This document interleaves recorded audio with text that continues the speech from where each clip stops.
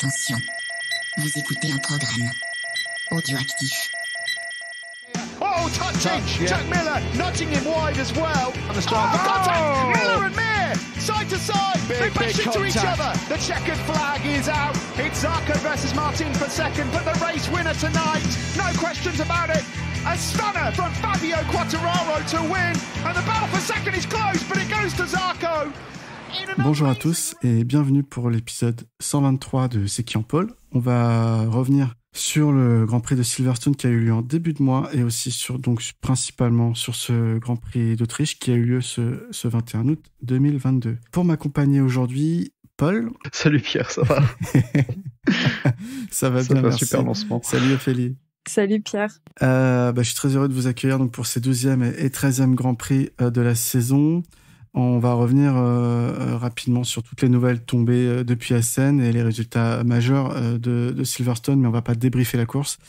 D'ailleurs, on s'excuse pour les auditeurs qui n'ont pas eu d'épisode pour Silverstone et qui n'étaient pas sur Twitter, donc ils n'ont pas été informés. En période estivale, c'est toujours compliqué de faire les épisodes et pour la première fois depuis 6 saisons maintenant, on n'a pas été au rendez-vous pour assurer le débrief d'un week-end de Grand Prix, donc on s'excuse et puis voilà, c'est comme ça.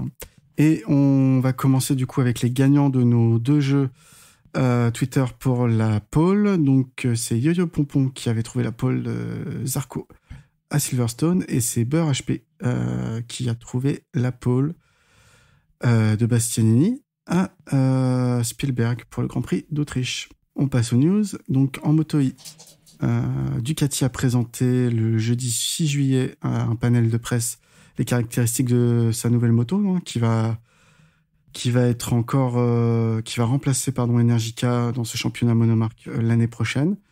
Donc sont annoncés 225 kg pour la machine, dont 110 pour la batterie. En comparaison de l'Energica actuelle, donc qui fait 247 kg, c'est quand même un gros gain de 22 kg minimum. En termes de puissance, on est à peu près sur la même ligne avec une vitesse de pointe annoncée de 275 km/h sur la ligne droite du Mugello. En Moto 3 et en Moto 2 ont été annoncés des changements de règlement. Donc à partir de l'année prochaine, il faudra avoir au minimum 18 ans pour courir en Moto 3, en Moto 2 et Moto GP. Donc on a une dérogation toujours actuelle pour les vainqueurs de la Rookies Cup et du championnat junior GP ex CEV Moto 3. Donc ils pourront intégrer le Moto 3 à 16 ans ou 17 ans. Parallèlement de ça, une exception sera également autorisée aux vainqueurs du championnat CEV Moto 2 qui pourra grimper directement en Moto 2 à 17 ans de son côté aussi. En news Moto 2, je vais laisser la parole à Ophélie. Alors côté Moto 2, on a le retour d'Acosta sur la course en Autriche après 8 semaines d'arrêt suite à une fracture du fémur. On a aussi Ronnie Skinner qui vient faire une wildcard dans le team American Racing Team. Et plutôt du côté des teams, on a la VR46 et Fentic qui ont signé un accord en Moto 2. La marque sera désormais inscrite sur les carénages de l'équipe. C'est les seules informations pour la Moto 2. Et ensuite, côté MotoGP, Paul, si tu veux les dire. Pas de souci. On commence bien. Ça va faire plaisir à Pierre. On a Bagnaia qui a eu un petit souci à Ibiza en conduisant une voiture apparemment. Un petit souci de talus qui saute sur la voiture et une alcoolémie positive. Bon, il s'est excusé via ses réseaux, etc. On a appris également côté ancien ducatiste que Dovizioso va prendre sa retraite après le Grand Prix de Misano. Il a trouvé un accord avec RNF Yamaha. Il sera remplacé pour les 6 dernières courses par le pilote essayeur, Cal Crutchlow.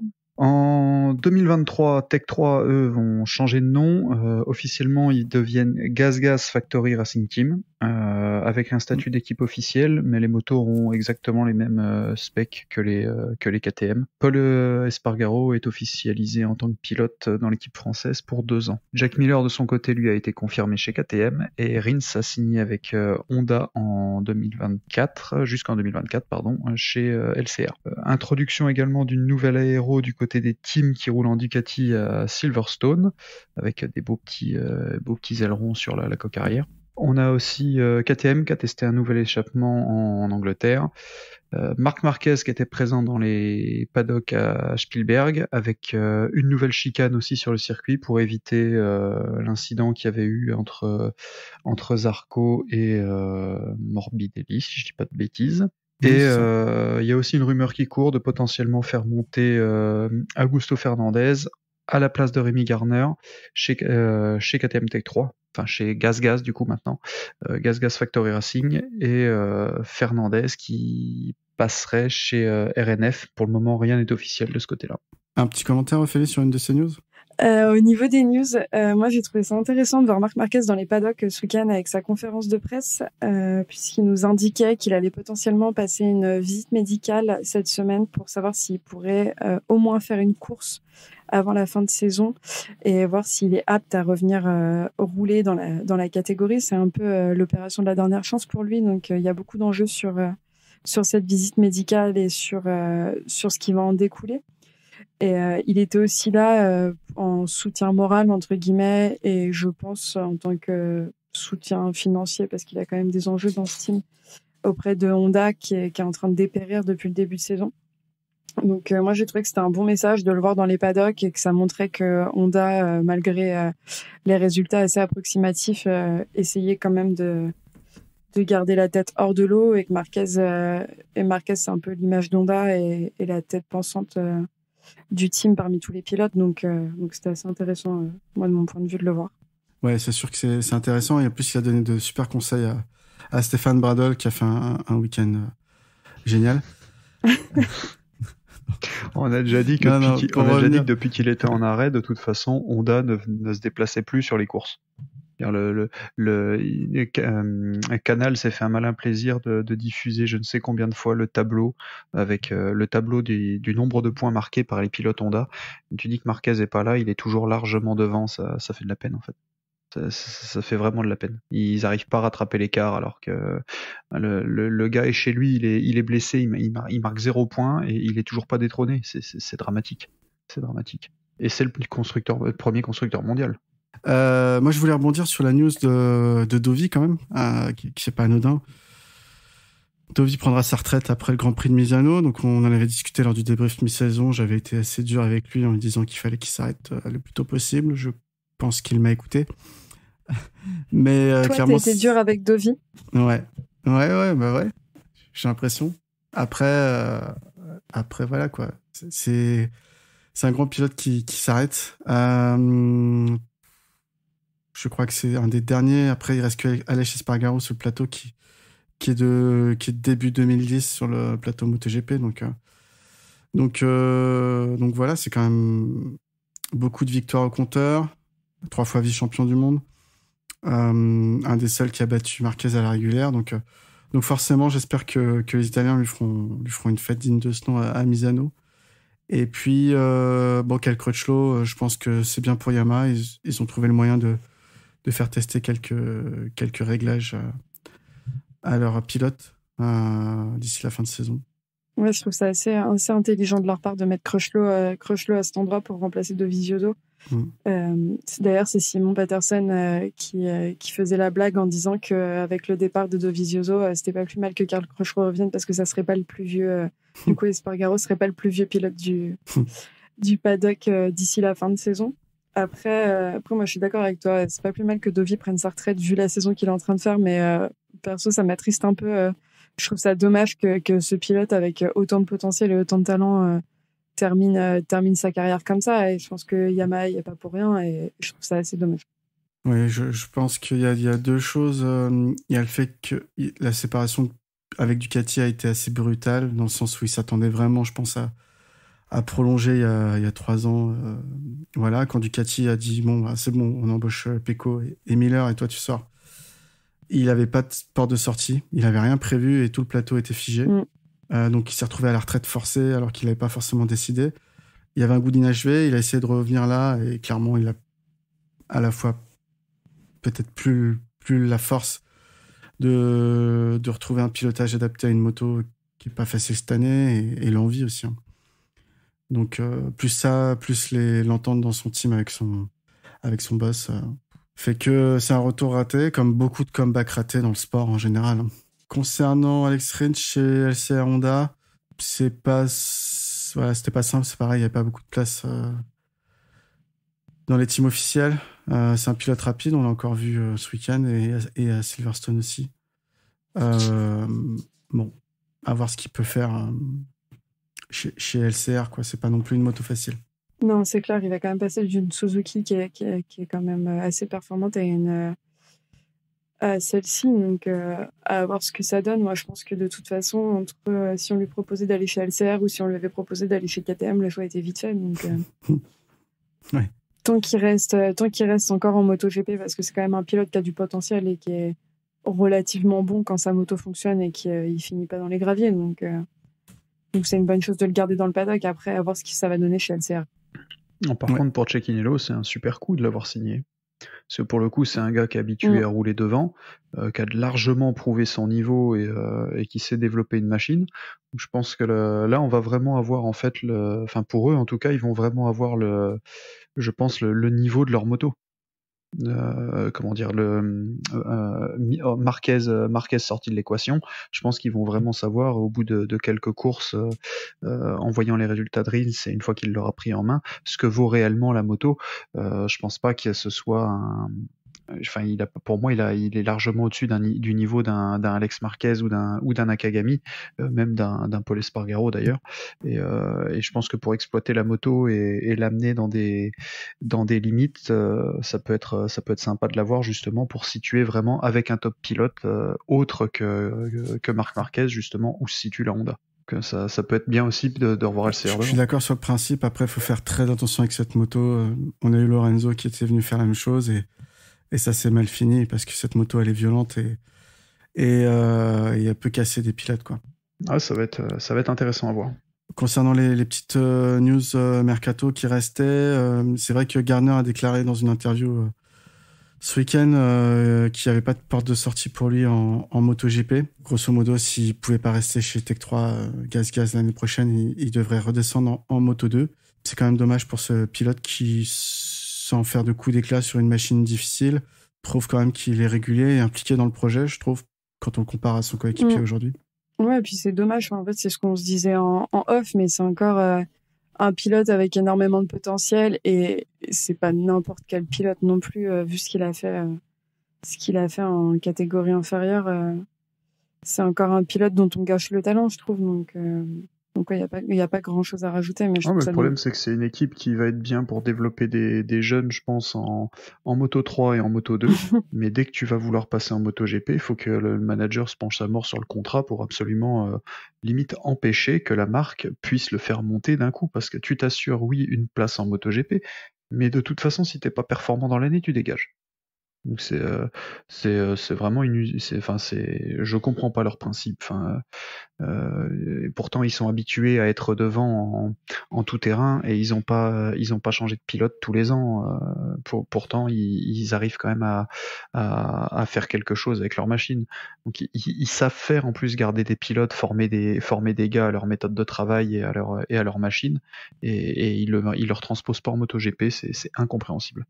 Au-delà de casser des pilotes en MotoGP, je pense que là, en l'occurrence, cette saison, ça peut impliquer des choses pour d'autres pilotes. Je pense en l'occurrence au frère de Raúl Fernandez, qui était une clause du contrat de Raúl Fernandez, qui lui, du fait de ses résultats, a peu de chances d'être gardé en Moto 3. Honnêtement, si son frère part du team, le team n'a pas de raison de dire ok, toi tu pars, par contre on garde ton frère. Et là, sachant que, alors c'est une rumeur et c'est des on dit paddock, mais sachant que il se dirait que Raúl Fernandez aurait racheté son contrat et aurait sacrifié une partie de son contrat et de son salaire de la saison pour partir chez RNF et quitter ce team où là il s'épanouit pas. Je trouve que c'est vraiment bancal comme management et une manière de gérer ses pilotes et ça a une implication de conséquences qui ne concerne pas que le pilote officiel et je trouve ça vraiment dommage. Ouais, totalement. De toute façon, c'est une marque qui... Moi personnellement, c'est une marque qui me sort par les yeux maintenant dès qu'il parle de. Non, en fait, tant que ça reste à la course, ça va, mais dès qu'on est dans les paddocks, etc., les tractations, ça devient. C'est du n'importe quoi. C'est assez agaçant en fait. C'est dommage. En plus, quand tu sais qu'ils ont du coup 4 machines, même si c'est une KTM rebadgée, ils ont 4 machines quand même sur la grille. Potentiellement, ça devient assez compliqué quoi. Puis il y a même plus de respect à la limite du contrat quoi. À la limite, c'est les seuls qui au début de saison ont quasiment annoncé qu'ils allaient changer leur line-up. Donc ça fait de la peine quoi. Ça fait de la peine. Mais je te rejoins sur ton analyse, Ophélie, dans le sens où effectivement en Moto 3, Moto 2, ça semble relativement bien se passer. Ils ont accompagné des pilotes comme Martin, comme Binder, comme Oliveira, quasiment depuis presque la Rookies Cup, quoi. Mais ensuite, c'est vrai que là, ils sont en train un peu de perdre les manettes, plus savoir quoi faire en MotoGP. Ils ont essayé de recruter des pilotes expérimentés comme Petrucci, Zarco. Ça a été une catastrophe. Et ils ont essayé de recruter des jeunes. En tout cas, ces 2 dernières années, ça passe pas. Autant avec Oliveira et Brad Binder, mais qui ont eu plus de temps. Et grâce à leur talent et le temps, ils ont réussi à passer le step et à faire quelque chose de temps en temps avec cette machine. Mais là, ils ont plus le temps. Je sais pas pourquoi, ils courent après le temps. Une solution qu'on n'a pas envisagée, c'est que si KTM a autant de pilotes à faire passer en MotoGP, c'est d'avoir un deuxième team satellite dans la catégorie. Parce que... Et là, ils pourront faire venir... Ducati le fait, pourquoi eux le feraient pas? Le problème, c'est que leur moto, elle fait pas en ville. Hein. Oui, après, si elles sont sponsor Husqvarna ou je sais pas, CF Moto, voilà, elles sont payées, les motos. Donc, Non, ouais, je suis entièrement d'accord avec toi, mais tes pilotes satellites, enfin tes patrons de team satellites en ce moment, c'est pas de suite vers KTM. Enfin après je connais pas les prix ni rien, c'est pas mon cas, mais je me dis que c'est pas vers KTM que je me tourne de suite pour avoir une machine satellite quoi. Après tu me diras l'équation est vite faite parce qu'en ce moment sortie de Ducati après. Et on n'a pas parlé d'ailleurs de Oliveira. A priori Oliveira a reçu, d'après les news qu'on a eu ce week-end, une dernière proposition. C'est Poncharal qui disait ça au micro. Elle a reçu une dernière proposition de KTM, une dernière offre pour signer chez Tech 3 Gaz l'année prochaine. Donc ils n'ont pas totalement rompu les relations. Et Poncharal disait que lui, s'il pouvait aligner une équipe Paul Espargaro, Miguel Oliveira, il serait très très content. Et puis voilà, par contre, tout dépend de Miguel Oliveira maintenant. On va passer aux news diverses. Donc, le pilote suisse Luigi Taveri a été nommé légende du MotoGP à titre posthume. Donc, il est né à Zurich en 1929 et il fait ses débuts en championnat 250 et 500 en 1954. Et il va gagner 3 championnats 125cc en 62, 64 et 66. C'est l'un des rares pilotes à avoir marqué des points en catégorie 50, 125, 250, 350 et 500. Et il va afficher au total plus de 30 victoires à son palmarès. Voilà, c'est quelqu'un que j'ai pas du tout vu rouler du coup, mais c'est bien aussi qu'on se souvienne de ce genre de personnes qui ont pu marquer le championnat du monde moto de leur empreinte. Je laisse la main à Paul. Alors pour rester dans la partie Grand Prix, donc c'est le Portugal qui va ouvrir la saison de MotoGP en 2023. Ça se déroulera du 24 au 26 mars. Vous pouvez déjà prendre vos agendas. Et il y aura aussi un test de pré-saison auparavant, donc, toujours là-bas à Portimao, avant le Grand Prix inaugural. Et moi je switch vers le champion du monde Superbike, une autre prolongation de contrat, cette fois-ci c'est Johnny Rea qui prolonge jusqu'en 2024 avec Kawasaki, donc a priori il va aller, je pense qu'il va aller au bout de sa carrière avec eux et en Superbike du coup. Il n'y a pas de raison que ce soit pas le cas. Enfin, ils vont tellement bien ensemble les deux. Ophélie, tu avais des nouvelles ? Moi, c'était un fun fact concernant un événement qui s'est passé pendant la trêve estivale, concernant Fabio Quartararo, qui a été décoré de la Légion d'honneur suite à son titre en MotoGP, à côté d'autres sportifs français tels que Sébastien Ogier. Donc ça a eu lieu le 14 juillet, si je ne dis pas de bêtises. Et voilà. Également, nouvelle importante qui a remué tous les paddocks ce week-end, c'est l'intégration à partir de 2023 de courses sprint le samedi après-midi concernant uniquement la catégorie MotoGP. Course sprint qui aura pour fonctionnement moitié des tours de la course du dimanche et moitié des points, donc 12 points pour le premier jusqu'au 9e qui aura 1 point. Donc les points compteront au championnat, ils seront juste comptabilisés pour les statistiques, d'un côté des points course sprint et d'un côté les points course GP classique du dimanche. Donc c'est une conférence de presse qui a eu lieu en fin de semaine pour annoncer la nouvelle avec le patron de la Dorna, de l'IRTA et de la FIM. Information qui a été donnée aux journalistes et aux pilotes qui ont appris la nouvelle en même temps ce week-end. On remercie Speleta Caddy qui n'étaient pas là pour informer les pilotes que c'était pas leur travail. Donc c'est un peu une décision qui fait débat au niveau des pilotes. Fabio par exemple disait que c'était une décision qu'il considérait stupide. D'autres disent qu'ils ont hâte d'attendre le début de saison et voir ce que ça donne. Par exemple Bagnaia qui disait qu'il était curieux de voir ce que ça allait donner, que leur avis était mitigé, mais qu'il aurait préféré que des tests soient faits avant la fin de la saison sur ce format, parce qu'on va arriver en 2023 et ça sera intégré dès la première course sans avoir testé l'enchaînement. C'est aussi un format qui va au détriment de la FP4 puisque maintenant ce sera la FP1 et la FP2 qui compteront pour le classement à la Q1 Q2, la FP3 qui sera sous le même format que la FP4, donc qui servira juste à faire les derniers réglages, et la Q1, la Q2, et la grille sera déterminée en fonction des résultats des qualifs. Donc la grille des courses sprint sera la même que la grille du dimanche. Donc cette nouvelle fait débat au sein de Seki en pôle. On a des avis bien tranchés les uns comme les autres. Pierre, qu'est-ce que tu en penses ? Clairement, je pense que plus de spectacles, c'est mieux.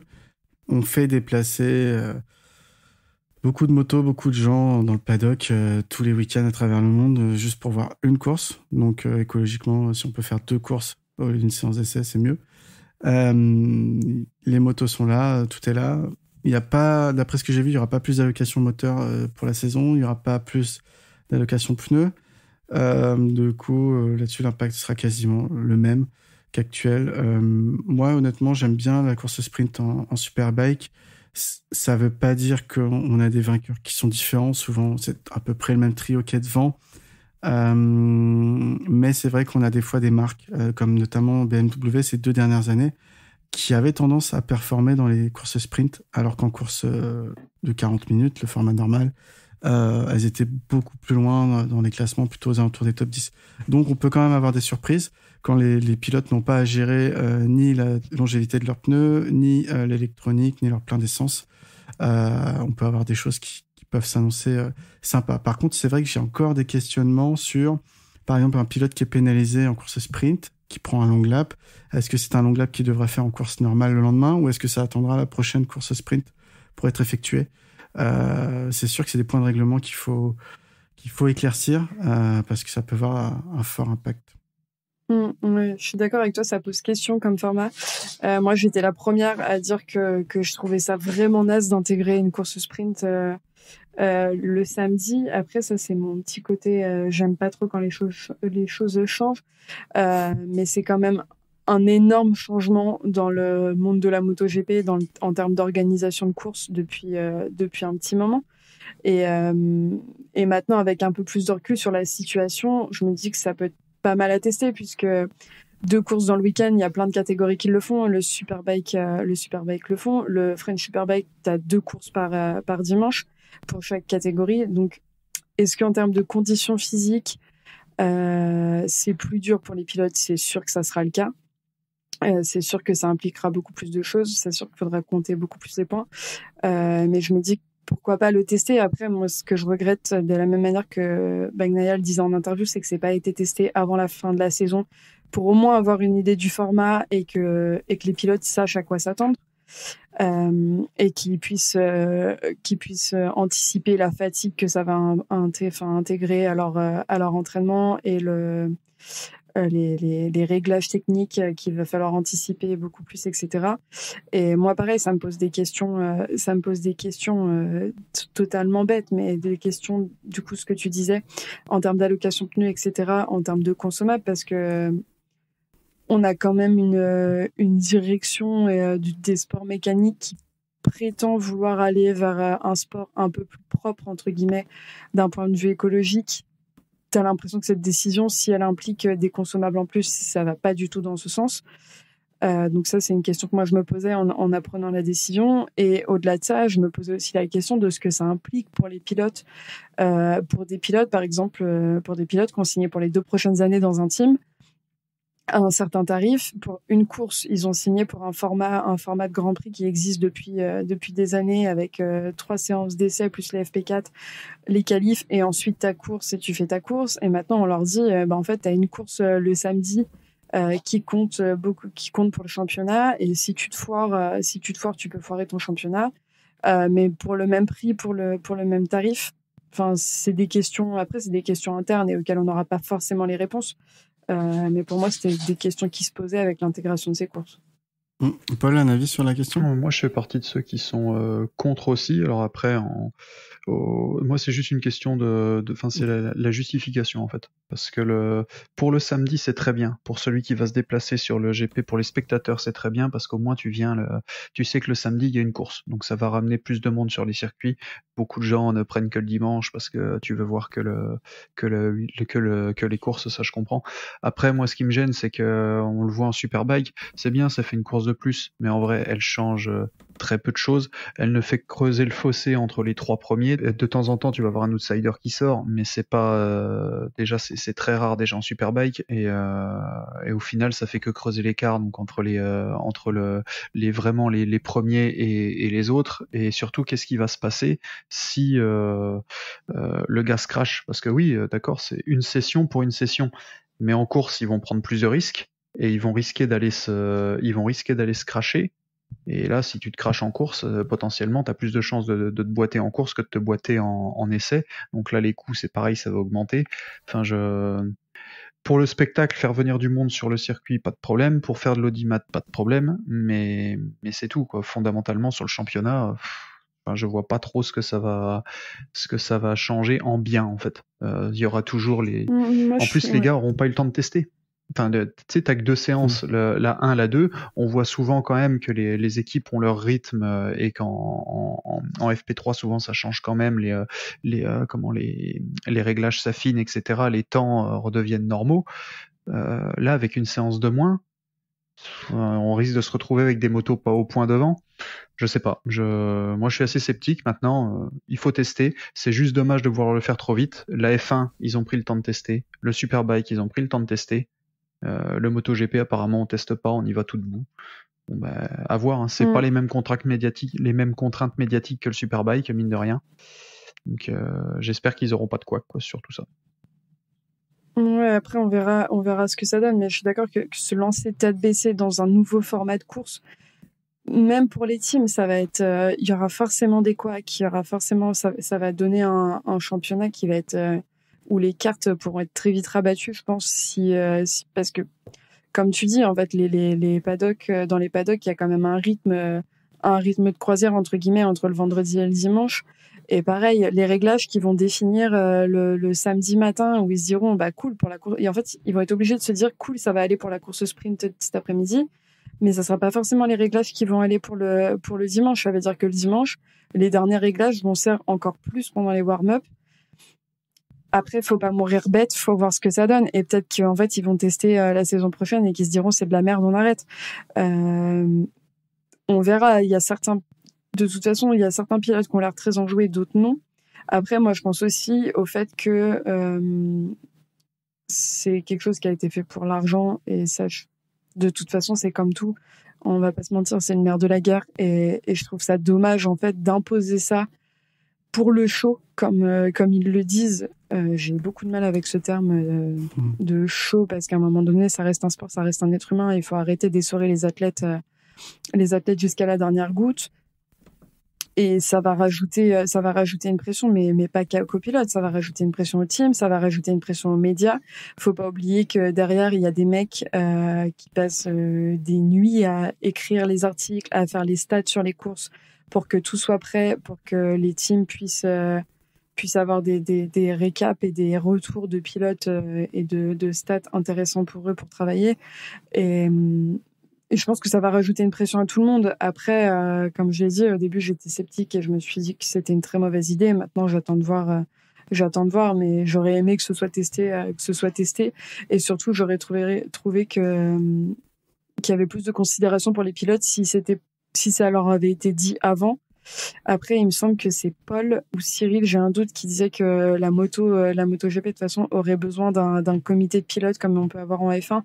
Et ça, je suis assez d'accord sur le cas, parce qu'en fait, là, il y a personne pour défendre leur intérêt, entre guillemets, à part le fait qu'ils râlent en interview et que derrière la Dorna est pas contente parce que les pilotes râlent, mais c'est légitime, donc.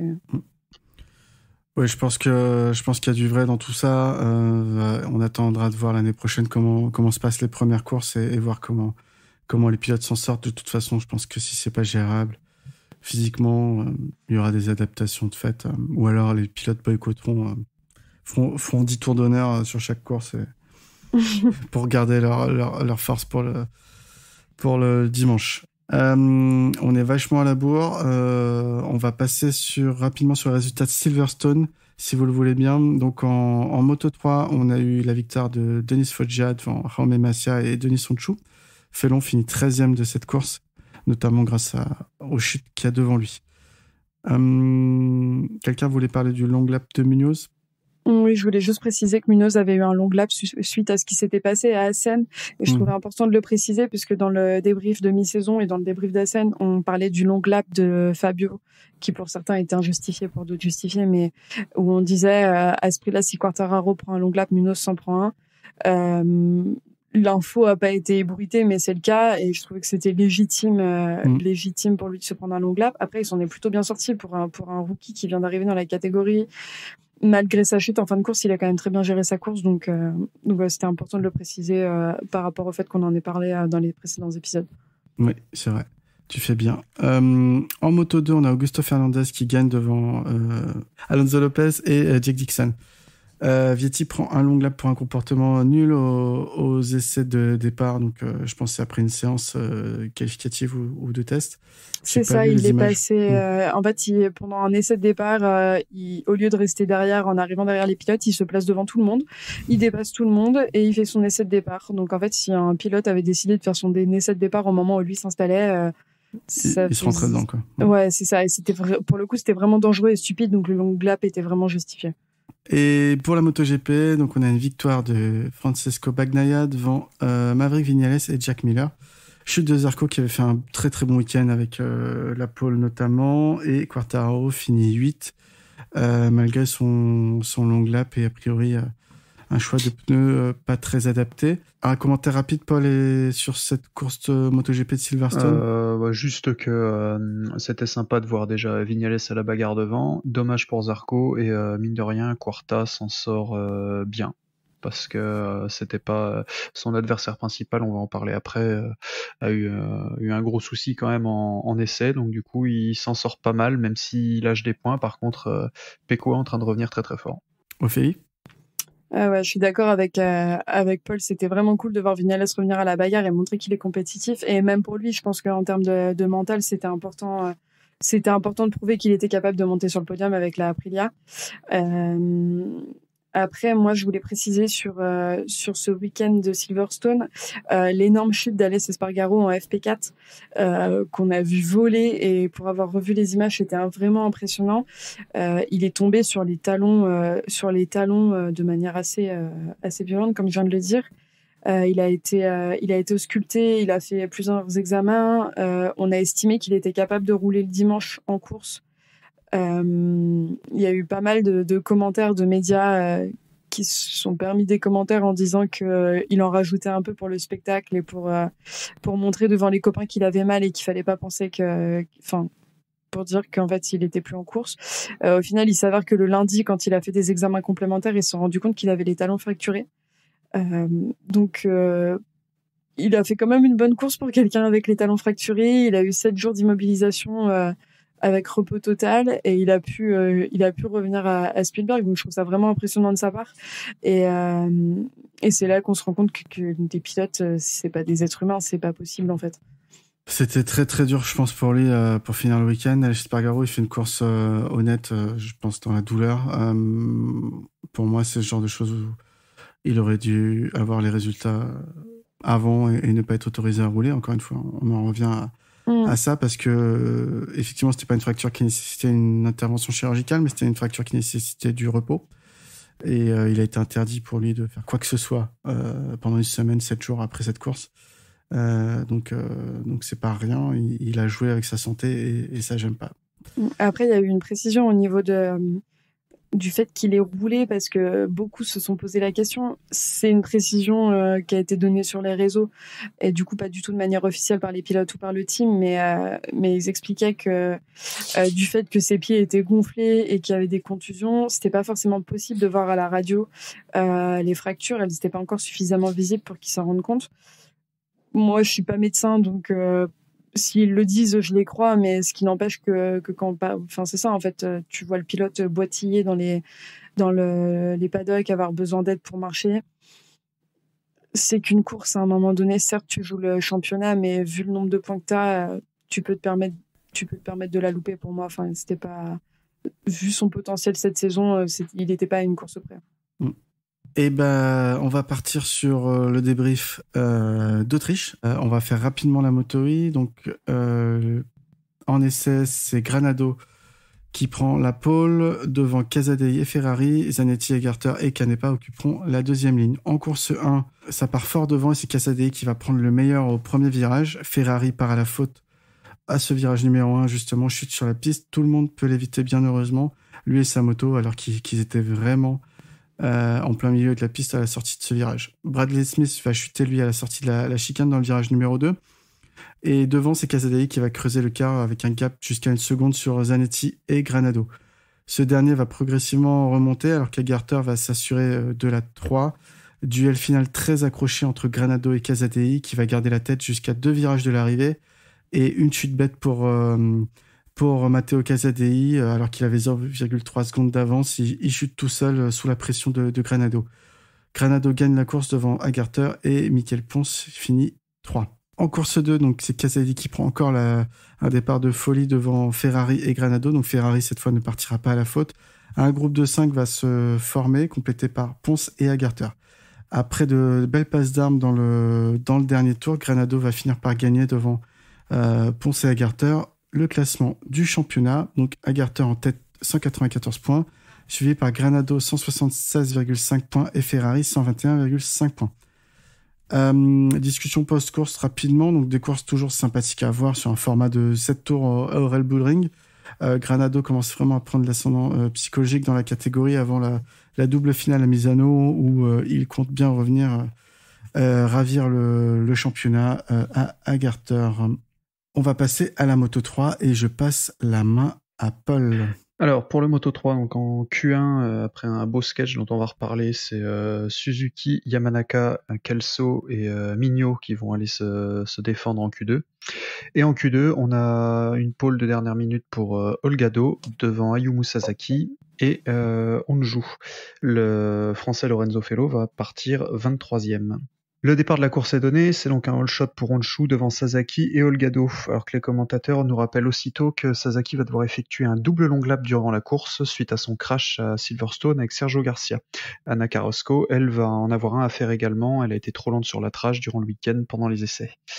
Dès le deuxième tour, donc le japonais est autorisé à emprunter le long lap, il le fait tout de suite, il dégringole à la 18e place, puis à la 21e après l'avoir emprunté pour la deuxième fois, il avait juste laissé un tour d'écart entre les deux.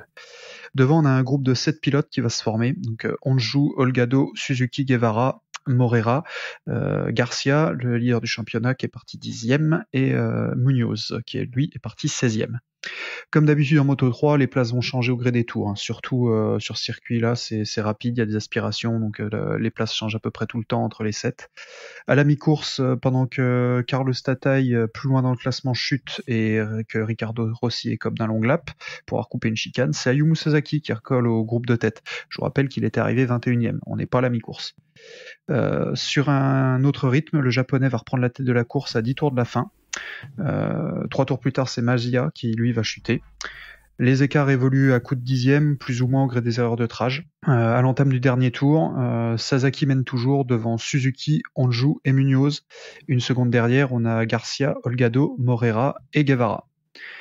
Et dès le début du dernier tour, c'est Munoz qui va lancer les hostilités. Il attaque en joue pour la 3e place. Suzuki va défendre contre lui sa 2e. Et dans la manœuvre, en fait, il va offrir quelques dixièmes d'avance à Sasaki. Les places vont plus bouger jusqu'à la fin. Donc c'est Ayumu Sasaki qui va l'emporter devant Tatsuki Suzuki. C'est le premier doublé japonais en Grand Prix depuis 2001. Et Munoz. Le leader du championnat, Garcia, lui, finit 5e, et côté français, Lorenzo Felon est 17e.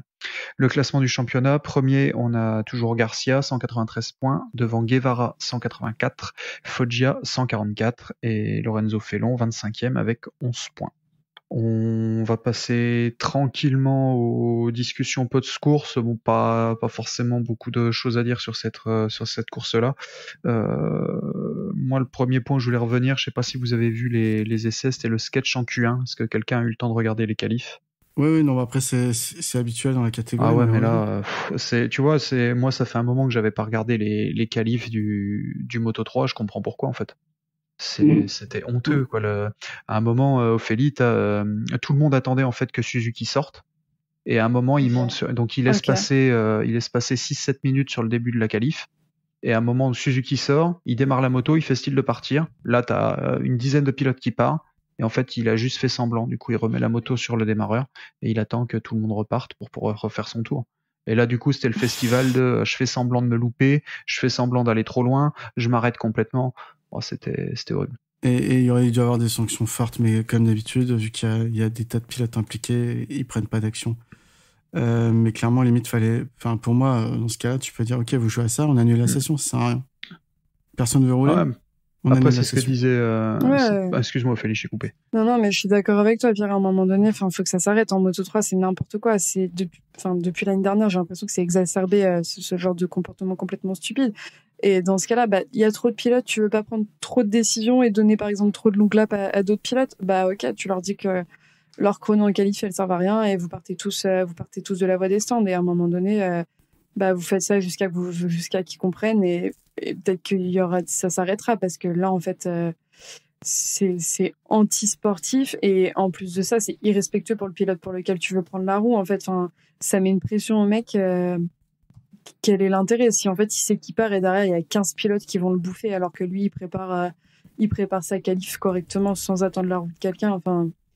Je suis d'accord avec toi, Pierre. À un moment donné, il va falloir que des décisions soient prises, parce que c'est facile de regarder de loin, mais c'est leur taf en fait de prendre ce genre de décision pour pas que ça se produise. Moi, je repense à ce qu'a dit Stéphane sur notre groupe là, quand il parlait d'un départ façon Tourist Trophy. Il faudrait voir le temps qu'on pourrait mettre pour que les motos partent sans se rattraper, pour pas que la séance soit à rallonge, mais les faire partir façon TT pour une sorte de super pole en fait. Ils partent avec X secondes d'écart. Un tour lancé, un tour de lancement, un tour pour la qualif terminée. Et les pilotes avec un certain écart, est-ce que ce serait faisable? Mais là, ça devient vraiment usant quoi de regarder. C'est vraiment pas intéressant pour le coup.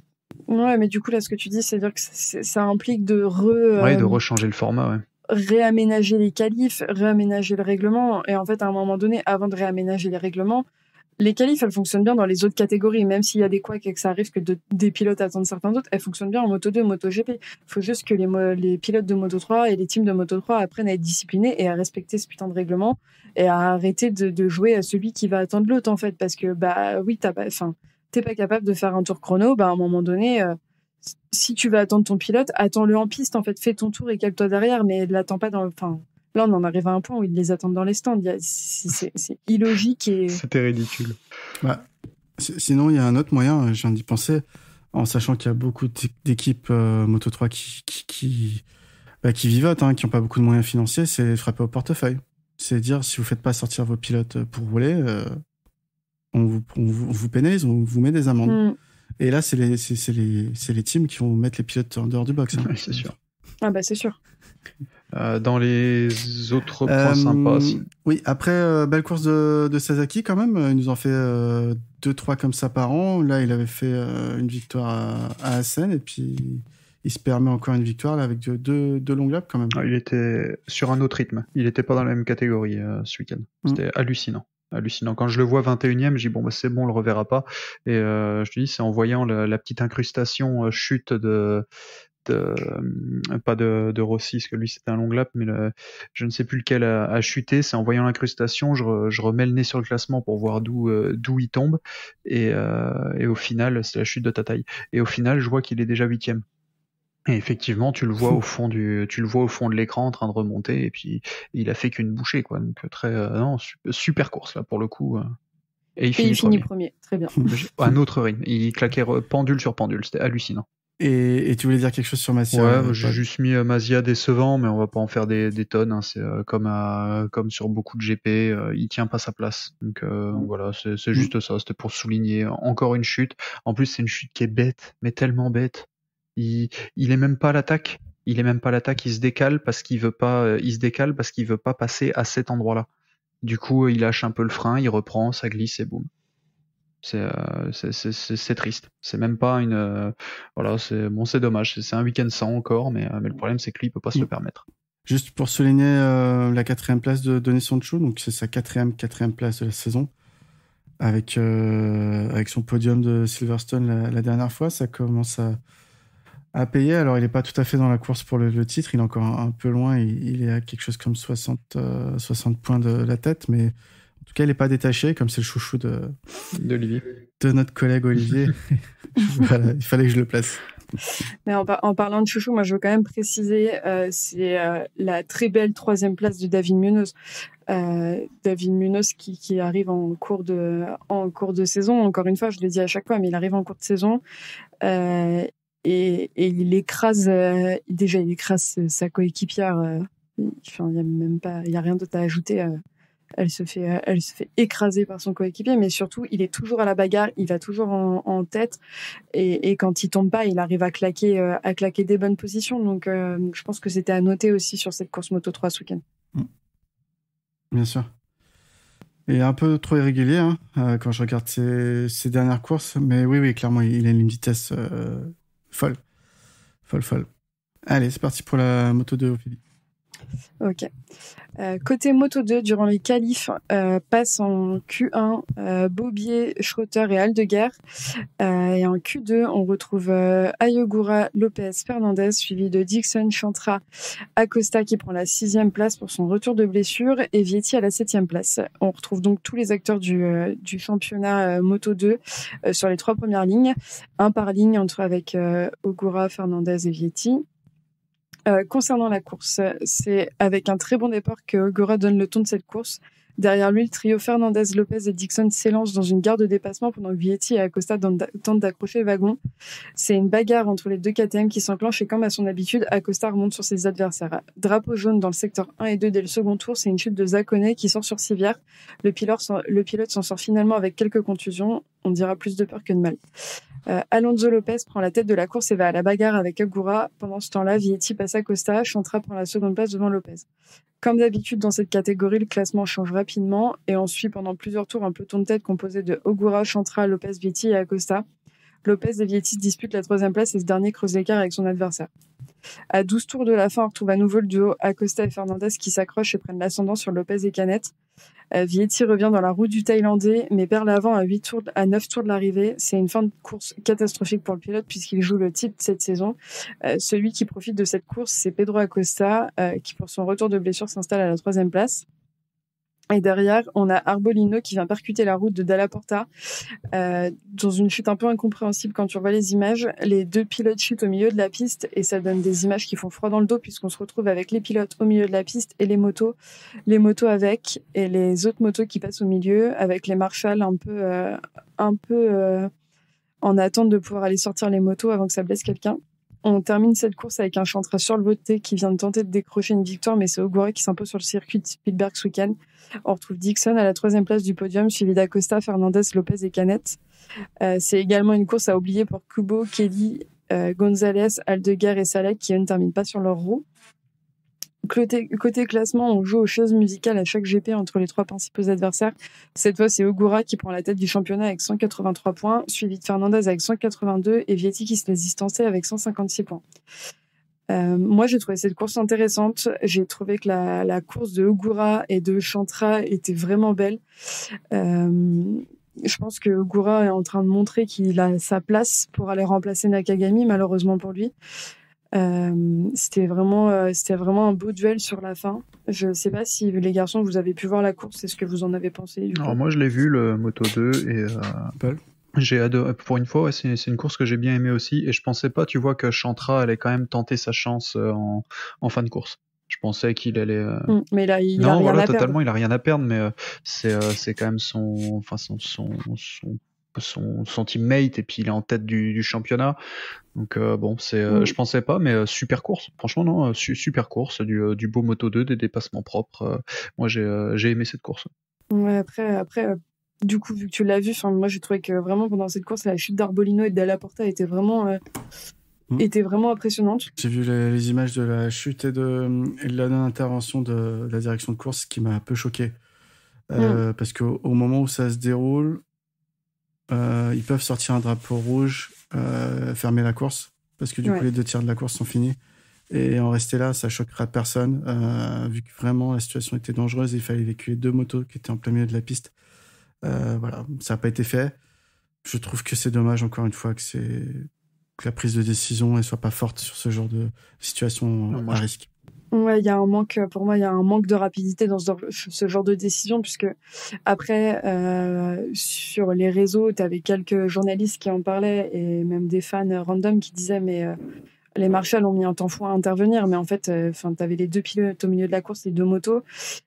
Ok, les marshals, c'est leur taf de sortir les motos, mais c'est aussi leur taf de pas risquer leur vie. Et là, pour le coup, je pense que c'était compliqué d'intervenir plus rapidement que ce qu'ils l'ont fait pour eux aller sur la piste, parce que les motos passaient encore entre les deux. Et tu vois très bien quand tu vois Dalla Porta qui se relève et que t'as une moto qui passe à côté de lui, et tu te dis mais en fait, qu'est-ce qu'ils attendent avec les drapeaux? Et c'est pas la première fois que ça arrive. Et moi, à chaque fois que je vois ça, je peux pas m'empêcher de penser à tout ce qui est arrivé ces dernières années à d'autres pilotes, et je me dis qu'ils ont pas compris la leçon, c'est pas possible en fait. Surtout que c'est souvent les chocs pilote à pilote qui sont les plus dangereux pour la vie et la santé de ceux-ci, quoi. Souvent, c'est pas j'ai chute tout seul dans le bac à gravier, donc clairement, c'est là où il faut être le plus vigilant. Pour en revenir à la course, Ogura fait quand même montre d'une belle régularité. Il n'est pas toujours devant, mais en tout cas, il assure les points à chaque fois, alors que Vietti semble un peu perdre le fil. Hein. Vous confirmez ? Ouais, moi je trouve que malheureusement, parce que comme tout le monde le sait, je pense que c'est vraiment mon chouchou Vietti dans cette catégorie et je suis assidûment ce qu'il fait, mais j'ai l'impression que la pression que lui impose Ogura et Fernandez est assez forte et que là en l'occurrence pour moi c'est ce qui s'est passé. Il a voulu aller grappiller plus de points que ce qu'il aurait dû en poussant sur Chantra. Il finit par terre. S'il avait gardé sa 3e place et qu'il s'était pas envoyé à la faute, je pense que il aurait gardé des points importants, des points devant Fernandez, donc plus de points que lui. Je trouve ça vraiment, vraiment dommage, cette 2e partie de saison pour Vietti. Totalement d'accord avec toi. Il doit utiliser sa tête maintenant et pour le moment, là, il l'a pas fait. Il reste encore quelques courses, mais c'est des gros points de perdu à un mauvais moment. C'est en plus contre des concurrents directs. C'est vraiment dommage d'avoir de perdre autant de points pour. Le rapport perte-gain est trop important.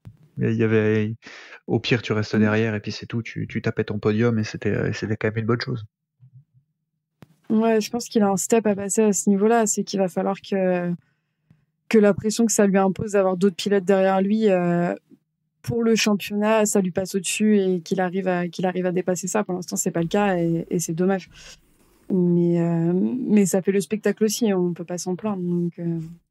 Et en parlant de spectacle, dans ton résumé, tu as décrit que, comme souvent dans cette catégorie, il y a beaucoup de dépassements. J'étais un peu choqué. Mais vous regardez pas la Moto 2, il y a que moi qui regarde la Moto 2. Je regarde quand j'ai vraiment le temps. C'est la dernière course que je regarde, c'est vrai. Mais souvent, c'est les mêmes pilotes qui se dépassent, mais pas forcément dans le peloton de tête, mais derrière, il y a quand même souvent des dépassements qu'on voit pas parce que la réal les montre pas. Et je trouve ça dommage d'ailleurs, mais il y a quand même quelques dépassements. Et là, en l'occurrence, ça a bougé un petit peu quand même durant la course. Enfin, pour avoir revu la Moto 2 et la Moto GP aujourd'hui avant qu'on enregistre, ça a bougé plus en Moto 2 aujourd'hui que ça a bougé en Moto GP. C'était pas difficile. Et pour revenir sur la course, à noter, je trouve, c'est le retour d'Acosta, qui est quand même revenu de manière tonitruante sur la course, parce que il revient d'une fracture du fémur. Et en fait, encore une fois, il a fait du grand Acosta, et malheureusement, il se fait passer par Dixon dans les derniers tours, mais sinon, il était sur le podium. Donc, je trouve que c'est vraiment très propre de sa part, et encore une fois, du grand Acosta. Ouais, ça nous promet Le talent, il l'a. Il a pris la mesure de la catégorie. Ça a pris un peu de temps au début d'année. Avant sa blessure, il fait victoire et podium. Donc là, il confirme, il est au pied du podium. Ça va. Je me fais pas de soucis pour lui.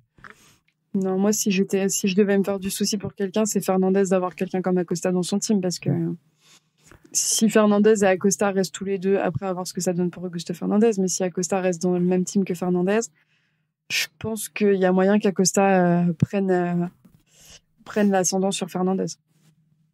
Un petit mot sur Jake Dixon pour conclure. Moi c'est parce que c'est un pilote que j'apprécie, donc du coup encore un podium, je crois que c'est le 3e d'affilée si je dis pas de bêtises. Du coup je suis assez content parce qu'il a eu du mal à être régulier et maintenant ça commence à l'être, donc peut-être qu'il va réussir à nous en gagner une, mais voilà, c'était juste pour le souligner, c'est un autre nom devant, donc ça change un peu des Italiens et Espagnols, donc voilà, c'était juste pour souligner sa bonne performance. Oui, c'est vrai. Et puis un petit Anglais qui se montre, c'est pas souvent ces derniers temps qu'on a eu l'occasion, donc ça change. D'ailleurs, à souligner qu'on a eu des pilotes japonais qui se sont montrés en Moto 3, en Moto 2, et on verra que en MotoGP c'est pas du tout le cas. Mais bon, ça arrive, hein, c'est comme ça. Et c'est bien de voir des pilotes japonais devant aussi. Ouais, et en l'occurrence. Vas-y. Ogura montre qu'il a envie d'avoir cette place en MotoGP dont tout le monde parle. Mais honnêtement, je sais pas si c'est la meilleure année pour passer du Moto 2 au MotoGP. Ouais, ça, je suis d'accord avec toi, mais en même temps, avec ce que fait Nakagami, on va en parler d'ailleurs juste après. Ce qu'il fait ou ce qu'il fait pas. Je te laisse le MotoGP, Ophélie, vas-y. Ouais. Alors, côté MotoGP, à noter qu'en qualification 1, c'est Aleix Espargaro et Didier Antonio qui passent pour venir en Q2, et en Q2 c'est Bastianini qui s'impose à la première place et qui prendra donc la pole de la course le dimanche. C'est la première de sa carrière en MotoGP, donc à lui la nouvelle montre, suivi de Bagnaia, Miller, Martin, Quartararo et Zarco. Pour la course, c'est sous un ciel menaçant que Bagnaia prend un bon départ devant Bastianini, et c'est une énorme chute pour Joan Mir dans ce premier tour, qui reste au sol et se tient la jambe. C'est sa cheville qui fait les frais cette chute, avec une belle fracture pour l'Espagnol. Les Ducati, comme pendant tout le reste du week-end, prennent le contrôle de cette course, et c'est Miller qui vient prendre la seconde place à Bastianini, qui lui entre dans un duel avec Martin. Les deux pilotes ont des choses à prouver pour la place officielle chez les Rouges, et ça se voit en piste. Derrière, c'est une bagarre entre les deux Français et les Aprilia, Fabio sur Viñales et Zarco sur Espargaro. Viñales se rate et laisse passer Espargaro et Zarco. Il finira la course à la 13e place. Zarco tente de passer Espargaro, écarte et dégringole de 4 places. Bastianini, lui, tire tout droit dans les graviers. Il semblerait qu'il soit victime d'un problème technique. On apprendra par la suite que sa jante s'est tordue après être passée sur un vibreur. Martin remonte sur Miller qui assure les arrières de son coéquipier comme dès qu'il en a la possibilité, mais il se rate 12 tours avant la fin dans la nouvelle chicane. Il écarte et laisse passer Quartararo qui s'installe à la 3e place. Derrière, Marini remonte et va s'aller Espargaro qui prend la 6e place. Quartararo, quant à lui, s'accroche, plonge à l'intérieur et dépasse Miller entre les deux virages dans la nouvelle chicane. Il creuse l'écart et sécurise sa seconde place. Dans le dernier tour, Martin vient passer Miller à l'extérieur, chute et laisse l'Australien s'échapper. C'est donc Bagnaia qui passe la ligne d'arrivée en tête, suivi de Quartararo et Miller. On retrouve ensuite Marini, Zarco, Aleix Espargaro, Brad Binder, Rins, Bezzecchi et Martin pour clôturer ce top 10. À noter que durant cette course, avec le podium de Bagnaia, c'est une 3e victoire d'affilée sur une Ducati avec un même pilote. C'était pas arrivé depuis 2008 avec Stoner, et c'est également la 5e victoire de la saison pour Pecco. C'est le seul à avoir plus de 3 victoires cette saison. Côté classement, Fabio compte les points et garde la tête du championnat avec 200 points, suivi de Aleix Espargaro à 168 points et Pecco à 156. Zarco est à la 4e place avec 125. Et fait à noter qui ne change pas depuis plusieurs courses, c'est que Marc Marquez est toujours le premier pilote Honda avec 60 points au classement. Les garçons, qu'est-ce que vous avez pensé de cette course ? qui était beaucoup moins mouvementée que les courses des Moto 3, Moto 2, mais sur laquelle on a eu un sacré dépassement de Fabio qui m'a fait dire qu'on lui reproche des dépassements un peu trop ambitieux, mais celui-ci était vraiment pas dégueu à voir. Non, moi j'étais ultra content quand je l'ai vu à la télé, ce dépassement-là, j'étais fou. J'ai sauté sur mon canapé. Je savais pas où il pourrait passer et à cet endroit-là, c'était magnifique. C'est au cordeau, c'est super. Il y a pas une touchette. C'est la course qu'il faut en plus pour Fabio. C'est top. Hein, Bagnaia était intouchable. Il remonte sur la fin quand même, mais bon, on sait comment c'est les fins de course, ils ont tendance à relâcher, etc. Donc je pense que c'était le moment de finir deuxième et c'est très bien pour lui. C'est très bien pour lui. Tu vois, c'est la course qu'aurait dû faire Vietti en Moto 2, bah c'est un exemple comme ça qui peut suivre. Bah, concernant Fabio, c'est sûr qu'il a fait une course incroyable. Bagnaia disait que lui et Miller avaient fait le mauvais choix de pneus et qu'en fin de course, ils ont un peu pêché. Mais en tout cas, le dépassement qu'il fait sur Miller, c'est le plus spectaculaire, hein, bien sûr, qui passe dans un mouchoir de poche et il y a peut-être que Fabio qui pouvait faire ça, parce qu'un Marquez pourrait être passé, mais il aurait joué à la touchette, un Marquez par exemple. Fabio, c'est toujours très propre. Mais Fabio a fait une très belle course dans le sens où il double aussi beaucoup de motos. On a souvent dit que la Yamaha n'arrivait pas à doubler des V4. Clairement, quand Fabio a envie de doubler, il double. Et il s'en sort plutôt bien. Donc, belle course de sa part. Et il fait encore une fois la saison que j'aurais aimé de voir de la part de Mir depuis 2021. C'est-à-dire, il fait une saison de champion du monde en titre. Quand il peut pas gagner, il montre qu'il fout la pression à celui qui est en tête, quoi. Et c'est beau. Et voilà. Est-ce qu'on peut éventuellement parler de la victoire de Bagnaia quand même qui a gagné cette course. C'est sa 5e victoire sur ses 8 dernières courses et sa 3e d'affilée. Donc c'est le seul pilote qui a plus de 3 victoires au championnat aujourd'hui. Bah, il fait un milieu de saison parfaite, j'ai envie de dire, Bagnaia quasiment. Il revient à 44 points, je crois, de Quartararo. Qu'est-ce que vous pensez de lui, sa course, son week-end?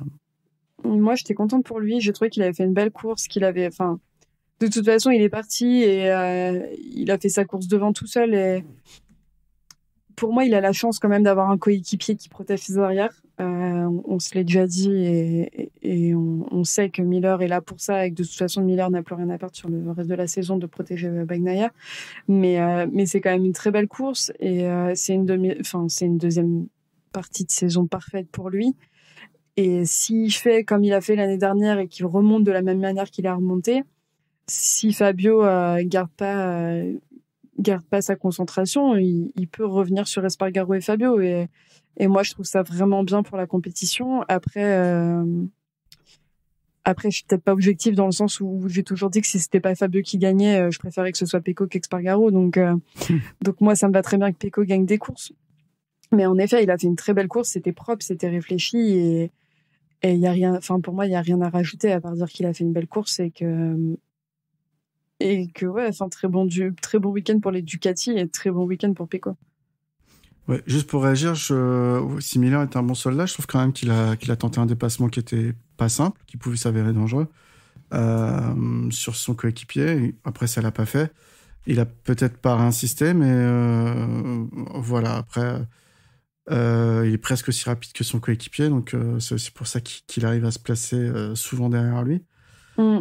Mais c'est pas ça. Moi, ce que j'ai aimé, c'est Miller à la régulière. Ça fait plusieurs courses où il met à l'amende Bastianini et Martin à la régulière. Donc, il prouve qu'il avait toute sa place dans l'équipe usine. Et que ces petits jeunes, entre guillemets, parce que Miller n'a que 27 ans, et que ces petits jeunes aux dents longues peuvent toujours lui courir après et qu'il est quand même plus rapide qu'eux. Donc c'était pas mal ce trio à voir pour ceux qui se battaient, quoi. Ouais, moi j'ai trouvé ça vraiment chouette, les dépassements en tête de course, que ce soit même avec Bestia et Martin.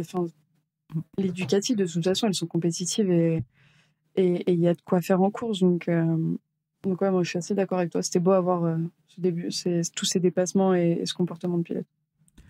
Paul, un avis sur Bagnaia ou sur les restes des rouges? Sur Bagnaia, principalement, moi, c'est celui qui fait le plus peur là, à mi-saison, parce que mine de rien, il remonte sévèrement après un mauvais début de saison. Donc là, il enchaîne. Voilà, c'est solide, il n'y a pas d'erreur. Tant mieux pour eux, il était temps quand même, parce que c'est quand même à cet endroit-là qu'on les attendait. Surtout après la fin de saison dernière. Donc c'est bien de les voir devant maintenant. Voilà, j'ai l'impression que c'est limite le vrai début de saison la vraie saison qui commence, avec voilà des duels qui vont avoir lieu.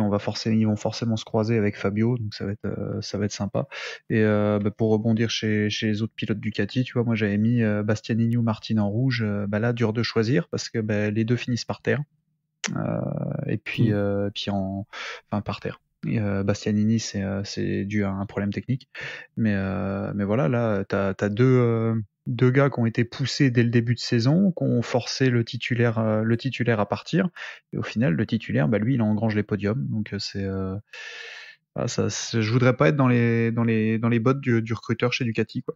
Mais bon, ça a été une super course, et mine de rien, pour un circuit que je pensais typé pour eux, comme d'habitude, en fait, on s'aperçoit c'est pas forcément un circuit qui convient uniquement à la Ducati, qu'il y a beaucoup de motos qui peuvent aussi tirer leur épingle du jeu dessus, surtout avec la nouvelle chicane maintenant. Donc non, super course. Ouais, moi après, je pense que par rapport à ce que tu disais sur les circuits, plus on avance et plus les motos évoluent, moins on peut dire que tel circuit est typé pour telle moto. En ce moment, j'ai l'impression que dès qu'on dit Fabio va galérer sur ce circuit, c'est vraiment c'est un circuit Ducati, c'est Fabio qui gagne, et inversement. Donc je pense que les choses évoluent et que c'est pour le mieux, pour le coup, pour le spectacle, comme les amis. Le show. Ouais, je suis d'accord avec toi. Je sais plus quel pilote était interrogé ce week-end. C'est peut-être Luca Marini. Pour le prochain Grand Prix qui aura lieu à Misano, et Marini a dit non, mais Misano, c'est pour Bagnaia, c'est le pilote le plus rapide que je connaisse sur ce circuit. Donc ça promet, en sachant que Fabio est rapide aussi. Il a gagné une course là-bas, il me semble, l'année dernière, suite à la chute de Bagnaia. Wait and see. Paul, il mettait week-end 100 pour les Aprilia. Qu'est-ce que tu veux nous dire par là? Déjà, avec Espargaro blessé, c'était forcément pas génial. Et puis moi j'ai pris l'habitude maintenant de les voir un peu devant. Et c'est vrai que là, au moins ce qui est bien, c'est que les deux sont dans les à peu près mêmes positions, hein, parce que c'est vrai que la Vignales, il finit 13, c'est un petit peu loin. Mais voilà, c'est juste, même aux essais, etc., on les sentait pas forcément aussi incisifs que d'habitude. Ça se montre en course, donc je vais pas m'en plaindre, hein, tant que Fabio est devant, moi ça me va. Mais voilà, c'est juste un week-end sans pour eux, quoi. C'était à noter après des belles perfs. Bon, une petite un peu en moins. Ça arrive. Il y a Misano qui arrive. Je pense que une marque italienne en Italie, ils voudront faire quelque chose de bien. Mais c'est vrai que je te rejoins. On les a quand même vus en course, hein, parce qu'au début de course, ils étaient assez incisifs. Et puis c'est vrai que progressivement, ils ont perdu du terrain. Alors, je sais pas si c'était un problème de réglage de la moto, mais ils se sont fait repasser petit à petit. Voilà, ça souligne aussi la qualité du travail qui a été fait précédemment. C'est pas simple d'être compétitif avec seulement 2 motos sur la grille. On l'a vu, contrairement au Suzuki, qui était pas vraiment là ce week-end, quoi. Ouais, c'est exactement ça. Malheureusement, Suzuki, en plus, là, tu vois, Suzuki, ça me permet de rebondir aussi sur Mir. Là, une chute. Il vient de se blesser, et salement. Bon, j'avoue que j'ai pas fait mes devoirs, donc j'ai pas cherché pour combien de temps il était out. Mais cheville cassée, je sais plus combien c'est. Mais en plus, là, pour le moment, je pense pas qu'il soit là à la mise en œuvre. Très peu d'originalité pour Mir, dis donc. Et pour le moment, en plus, il est toujours pas signé. Parce que mine de rien, on en parle, il y a beaucoup de rumeurs le donnent chez Repsol, mais là, concrètement, j'y repensais encore tout à l'heure, qu'est-ce qu'ils attendent pour l'annoncer? Parce que Suzuki, ils arrêtent, Rins s'est annoncé chez LCR, qu'est-ce qu'on attend pour annoncer Mir chez Repsol? Est-ce que ça cache pas aussi autre chose de la part d'Honda, ou je sais pas, mais en tout cas là, partir pour signer un pilote qui vient de se blesser, qui mine de rien est en chute libre totale depuis que Suzuki a annoncé qu'ils arrêtaient. Voilà, c'est pas simple pour lui, donc voilà, je me posais la question là-dessus, en fait, qu'est-ce qui va advenir, et surtout quand est-ce qu'ils vont annoncer quelque chose pour le sécuriser, quoi. Ouais, bah surtout là avec sa chute ce week-end, pour le coup, pour Mir, c'est une saison à oublier en fait. Entre la fin du team, le fait que personne ne parle de le re-signer, et quand tu regardes, oui, potentiellement chez Repsol, mais c'est vraiment celui dont personne ne parle dans les rumeurs, j'ai l'impression. On parle de tous les pilotes, même des rookies, mais lui, personne n'en parle. Et avec sa chute de ce week-end, on a tendance à faire des vannes sur le team Suzuki qui tombe dans les graviers, etc. Mais là, il s'en est quand même mangé une bonne. C'était vraiment impressionnant. J'ai pas souvenir d'avoir vu une chute ces dernières années qui m'impressionne autant en termes de pilotes qui volent, parce que quand tu la revois, c'est vraiment c'est vraiment impressionnant. Et comme disait Pierre, ce serait étonnant qu'il soit au prochain Grand Prix. Et ça reste une cheville cassée, quoi. Est-ce qu'il va être apte? Est-ce que la rééducation suffira pour qu'il puisse finir sa saison? Donc ouais, c'est vraiment étrange comme façon de traiter le Camir, et ça pose question, et il va falloir que ça s'éclaircisse un peu sur les grands prix suivants. C'est pas simple la situation de Mir. Honda a le choix, c'est vrai qu'ils sont en position de force là. Mir l'était jusqu'à présent, et le vent est en train de tourner, je pense. Peut-être qu'il faut qu'il se montre moins gourmand. J'imagine que c'est une question d'argent. Pas simple. Après, si c'est pas lui qui va chercher, qui va, quoi. Un pilote de ce calibre dans la catégorie qui est pas signé, j'en vois pas beaucoup. Bah, je pense qu'on peut leur proposer de prendre Nakagami après le week-end qu'ils nous ont encore fait. Il y a du potentiel. Puisque t'enchaînes sur Nakagami, chute de Nakagami. Je crois que je l'ai même pas vu à l'écran, sa chute. Elle a même pas été remontrée. Ils l'ont pas montré. Ils ont juste indiqué qu'il était tombé. C'est comme Darren Binder qui tombe et personne n'en. Enfin, il n'y a pas eu d'image. Donc difficile d'en penser quoi que ce soit. Quand même, sur Darren Binder, j'ai cru voir qu'à un moment donné, il était 11 ou 12 au classement avant de chuter. Ouais, c'était pas trop une mauvaise course, c'est juste que il l'a fini pas, quoi, encore une fois. C'est comme Morbidelli qui est tombé également. Morbidelli qu'on oublie maintenant, limite qu'on oublie, on oublie sa présence sur les Grands Prix. Qui est ce pilote? Bah, tu vois, tu parlais de Mir. Pour moi, ça serait cohérent qu'il rétrograde ou qu'il fasse partir Morbidelli et qu'il mette Mir à sa place dans ce cas-là, parce que Mir a quand même plus de potentiel et plus de niaque, je trouve, que Morbidelli. Après, va gérer un ego comme Mir à côté de Fabio Quartararo, quoi. Bon, le Yamaha est un team qui a été habitué aux égos, hein, quand même. On peut pas dire que Rossi n'avait pas un ego, et c'est pas forcément péjoratif, hein, mais. Ouais, ça ferait pas de mal de retrouver des duels comme on avait avec Lorenzo et Rossi. Après, je suis pas sûre. Je pense que les pilotes qu'on a actuellement, c'est quand même j'ai perdu le terme. Enfin, ils se parlent bien et tout a l'air joli de l'extérieur. Il y a plus toute cette bagarre qu'on pouvait voir, et je pense qu'on reverra jamais des images comme on a pu voir de Rossi et Biaggi dans des escaliers. Donc oui, en effet, je pense que Yamaha savent gérer des égos, mais à voir. Non, mais après, peut-être que Mir, du coup, tu m'y fais penser, peut-être que Mir, il attend que Morbidelli se fasse mettre dehors pour tenter quelque chose chez Yamaha, hein, je ne sais pas. Mais là, c'est assez capillotracté comme théorie. Ouais. Petit problème d'engagement du start device pour aller chez Spargaro. Ouais, il montrait, en revoyant les images de départ, le device s'est pas mis en route pour Espargaro, il n'arrivait pas à l'enclencher. Donc son départ était moins propre que ce qu'il a pu être. Après, comme on peut le voir au niveau de la course, ça l'a pas tellement pénalisé puisqu'il a bien terminé. Mais ça me permet d'enchaîner sur Espargaro, sur un truc que j'ai marqué en majuscule au conducteur parce que je trouve ça scandaleux. C'est ce qui s'est passé ce week-end avec Zarco, où on avait Zarco qui sortait de la voie des stands, qui s'était rabattu et qui était relativement sur le côté, qui était pas nécessairement dans une trajectoire qui allait gêner les pilotes, et Espargaro qui arrive à toute berlingue et qui sort les fesses, clairement quand tu revois les images, il sort les fesses sur le côté et il touche Zarco, et tu vois que Zarco ça lui touche la main puisque Zarco a un mouvement de recul sur les images, et Zarco et Espargaro s'expliquent à la fin de cette séance, et il n'y a aucune sanction pour un comportement qui est ultra dangereux. Enfin, Espargaro, je sais pas ce qui s'est passé dans sa tête, je sais pas ce qu'il voulait faire, mais c'était complètement stupide, c'était complètement irresponsable comme comportement. Et je trouve ça fou qu'il n'y ait aucune sanction sur un comportement pareil. Bah, pour une fois qu'il est devant, il montre, t'as vu, c'est moi qui suis devant, c'est moi qui suis le patron. Difficile à dire. Je suis partagé sur les images. Zarco ne pouvait rien faire de mieux que ce qu'il a fait.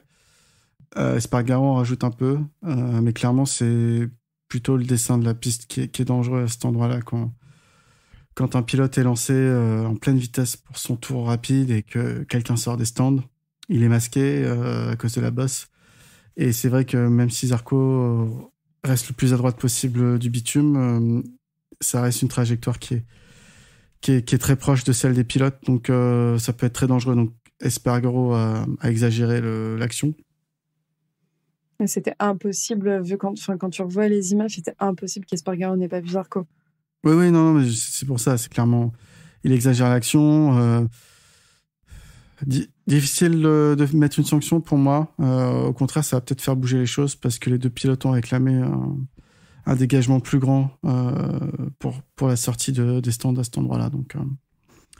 Donc à voir si les pilotes vont être écoutés, s'il y aura des aménagements de ce côté-là. En parlant de Zarco, tiens, on n'a pas parlé de sa course, peut-être un petit mot, il rate son départ. Il était qualifié 6e. Il fait une belle course parce que il commence à remonter et puis je crois qu'il est gêné par Nakagami sur un virage quand Nakagami avait son problème. Donc il repère des places et puis finalement il finit 5 ou 6, Zarco 5. Il a fini 5e, ouais. Quand même belle course, pas dans le coup clairement pour la victoire ce week-end, mais course solide où il perd pas son sang-froid parce qu'à un moment vraiment au tout début de la course il est 12e après son départ raté. Ouais. Ouais, totalement, il tient sa place, de toute façon. Ouais, mais en vrai, moi, je suis d'accord, c'était pas une mauvaise course pour Zarco. Au final, il a quand même eu pas mal on a pu le voir à l'écran, il y a eu quand même pas mal de dépassements avec lui. Il y a un peu de spectacle, c'était intéressant à voir. Et il sauve les meubles, entre guillemets, si je peux dire ça. Il fait quand même top 5. Mais du coup, oui, en effet, c'était quand même pas une trop mauvaise course pour lui, malgré le départ où il fait un wheeling sur le départ. Un dernier petit mot sur tes chouchous, Ophélie? Sur Bezzecchi et Marini, en effet. Non, je voulais juste noter la 4e place de Marini, qui était vraiment... c'est vraiment chouette de le voir revenir devant. Ça prouve qu'il sait faire et qu'il en est capable. Et j'avais noté également la 9e place de Bezzecchi. C'est encore un top 10 pour Bezzecchi. Et je trouve que sa saison de rookie, au-delà du fait que c'est un pilote que j'affectionne particulièrement, je trouve qu'il fait une belle saison. Et parmi tous les rookies, c'est celui qui se démarque le plus d'entre tous, je trouve. Ouais, je suis assez d'accord avec toi. Belle course de Marini également, qui finit 4, qu'on n'attend pas là, qui est très discret. Et un autre pilote très discret et qui engrange des gros points qu'on n'a pas vu de la course quasiment à l'écran, et c'est Brad Binder qui finit 7e. Encore une fois, une course très solide du Sud-Africain, alors que son coéquipier Miguel Oliveira finit 12 à plus de 18 secondes de la tête.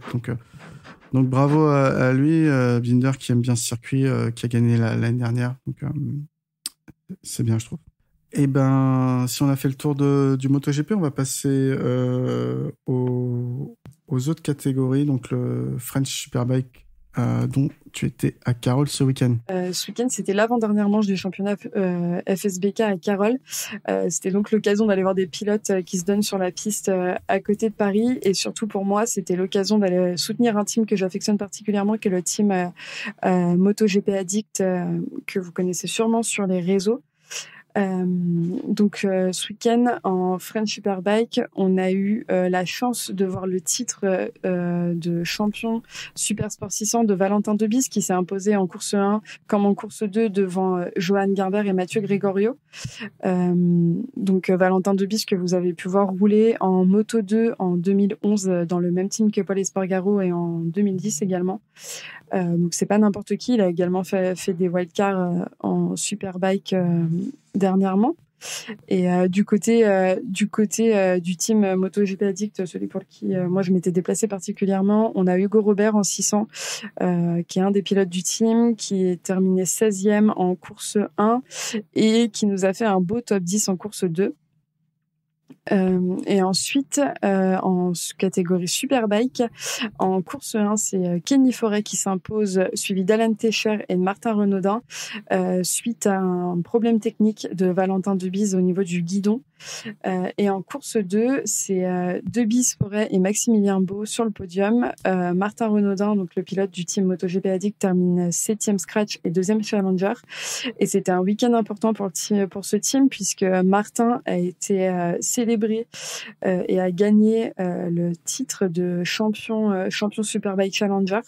Donc on le félicite pour ça et on a hâte de suivre la suite de ses aventures. Et pour finir sur le French Superbike, moi je voulais juste dire un petit mot sur une pilote que j'affectionne particulièrement et que je trouve très impressionnante à voir en piste. C'est Justine Pedmont qui termine 7e durant la première course et après une course un peu plus difficile en course 2 qui termine 21e. Donc c'est une jeune pilote très talentueuse et très prometteuse que j'invite tout le monde à suivre puisqu'elle a un sacré potentiel et surtout elle a une niaque de gagner et de s'améliorer de course en course qui est très impressionnante. Donc voilà, c'était ce que j'avais à dire sur le French Superbike et je conseille aux gens qui ne connaissent pas ou juste qui aiment la moto mais qui suivent pas d'autres catégories que le MotoGP. Si dans votre région ce championnat passe, n'hésitez pas à y aller parce que c'est vraiment un championnat que je trouve à taille humaine et qui permet de voir des pilotes dans les petites catégories, potentiellement des futurs pilotes qui finiront peut-être dans les championnats mondiaux et au-delà de ça, de voir des pilotes qui ont un vrai potentiel, qui ont vraiment un talent et une envie de se donner sur la piste et qui est dans des dépassements parfois ultra impressionnants à voir. Donc voilà, je conseille à tout le monde de suivre d'autres catégories que le MotoGP et en l'occurrence, pour être un peu chauvin, celui-ci en particulier. Juste pour préciser, donc Justine Pedmont court en Supersport 300. Ouais, et elle a 15 ans. Elle a 15 ans et elle est assez réactive sur les réseaux sociaux, donc c'est pas toujours que les pilotes le sont. Donc vous pouvez la suivre sur Twitter et Facebook. Voilà, ça fait toujours plaisir, je pense, quand on est soutenu par un public. Merci pour ce débrief du French Superbike. Je vais rapidement parler du World Superbike parce qu'il y a eu 2 manches au mois de juillet. Juste pour les résultats, donc on a eu le round à Donington en Angleterre avec une course 1 dominée par Razgatlioglu. En fait, les 3 courses ont été dominées par lui vu qu'il a tout remporté. Après, le podium s'est découpé avec Jonathan Rea en course 1 et en Super Pole Race pour la 2e place. En course 2, c'était Bautista qui prend la 2e place. Et enfin, la 3e place, c'était Alex Lowe en course 1, Scott Redding en course Super Pole. Et en course 2, c'était Jonathan Rea qui complétait le podium. Fin juillet, c'était donc la course de République tchèque avec Alvaro Bautista qui gagne la première course devant Razgatlioglu et Scott Redding. En Super Pole Race, Razgatlioglu cette fois gagne devant Jonathan Rea et Alvaro Bautista. Et en course 2, Razgatlioglu gagne encore devant Alvaro Bautista et Jonathan Rea. Du coup, on peut noter que Scott Redding semble se faire petit à petit à sa BMW avec 2 podiums sur les 2 derniers rounds. Au classement général, on a quand même Alvaro Bautista qui est toujours en tête avec 298 points devant Jonathan Rea, 267 points. Et Razgatlioglu qui revient très bien avec ses 5 victoires sur ses 6 courses, 260 points, qui est juste derrière Rea. Et derrière, c'est quand même beaucoup plus détaché avec Locatelli 148 points, Rinaldi 134 points, le premier français est Loris Baz 11e 65 points, Lucas Mayas 14e 31 points, Christophe Ponson 22e et avec 8 points. Voilà pour le résultat Superbike. On a eu également de l'endurance avec les 8 heures de Suzuka qui ont eu lieu courant juillet. Donc c'est le Honda Racing Team HRC qui va gagner la course avec les pilotes Nagashima, donc l'ancien pilote de Moto2, Takahashi et Iker Lecuona, donc l'espagnol présent en World Superbike cette année, ancien de KTM en MotoGP. Donc deuxième, c'était le team Kawasaki, donc composé de Jonathan Rea, Alex Lowe et Léon Aslam. Et enfin, troisième sur le podium scratch, donc c'est le Sergio Shimura. Grosse perf pour eux, à la fois parce que ils faisaient face donc à des teams usines, vraiment japonais sur ce circuit. Et en plus, le CERT a roulé à 2 uniquement. Parce que de mémoire, c'était le Belge Xavier Siméon qui devait rouler et qui a été positif Covid. Donc c'était Sylvain Guintoli qui avait été pressenti pour le remplacer, mais il s'est blessé durant les essais du vendredi au doigt, il n'a pas pu rouler, donc le CERT a roulé uniquement avec Greg Black et Watanabe. À noter également que Gino Rea a eu un grave accident le samedi pour le team TSR Honda. A été évacué et placé dans le coma. A priori, des signes d'amélioration sont donnés sur son état de santé par sa famille de manière régulière. J'ai cru entendre qu'il avait été réveillé et qu'il montrait des signes encourageants sur sa santé. Voilà, ça reste un très très grave accident. Pour conclure, ouais, effectivement, on va conclure sur une note un peu plus grave quand même. On a le français Amaury Misera, donc 15 ans qui roule en Red Bull Rookies Cup cette année, et dans un état grave depuis samedi à la course 1 de sa catégorie. A priori, il y a eu une collision avec le pilote hongrois Soma Gorbe dans le tour de décélération, le tour d'honneur. On n'a pas eu plus d'infos, si ce n'est qu'a priori, le pilote français souffre de multiples fractures, qu'il a été évacué du circuit en hélicoptère et qui serait maintenu dans le coma. On a beaucoup de mal à avoir des nouvelles sur sa situation. Je pense que toute l'équipe de ceux qui en pôle s'associe à moi pour souhaiter à lui et à ses proches tous nos souhaits de rétablissement. Clairement, c'est clair, c'est une situation qui est très délicate, surtout pour des pilotes aussi jeunes. Également un mot sur ce qui s'est passé durant la période estivale sur le jeune français, pour lui encore plus jeune de 8 ans, donc Mathis Belon, originaire de La Réunion, qui est décédé après un accident grave en championnat italien, qui impliquait deux autres pilotes. Donc c'est un sujet pour le coup qui a fait beaucoup plus polémique dans la presse générale, avec des commentaires, je pense, dont le sport moto se serait bien passé. On va pas revenir dessus, mais on va juste souhaiter toutes nos condoléances à sa famille. Je pense que c'est pas des âges pour avoir des accidents graves ou finir handicapé ou mourir de sa passion. Donc là-dessus, c'est pas une note du tout très rigolote, mais on va se retrouver pour le prochain débrief qui aura lieu début septembre à Misano, en espérant avoir des nouvelles un peu plus joyeuses à vous partager sur l'état de santé d'Amaury, et puis sur également Gino Rea et d'autres pilotes qui ont été blessés, par exemple comme Mia. Ou comme moi. Ou tout à fait comme toi. Effectivement, tu nous donneras tes nouvelles. Sur ce, on va conclure. Donc n'hésitez pas à nous suivre sur Twitter, Facebook, notre channel Discord où on est quand même pas mal actif. Et puis on vous souhaite 2 bons week-ends de repos. Je crois que ça reprend que dans 2 semaines. Le 4 septembre. Voilà, Misano. Donc après, ça va pas mal s'enchaîner. Et n'hésitez pas à commenter, partager, liker l'épisode sur vos plateformes favorites de podcast. Merci à tous. Merci beaucoup Ophélie. Merci beaucoup Paul. Bonne soirée et à bientôt. Merci à vous. À bientôt bonne tout le soirée. monde.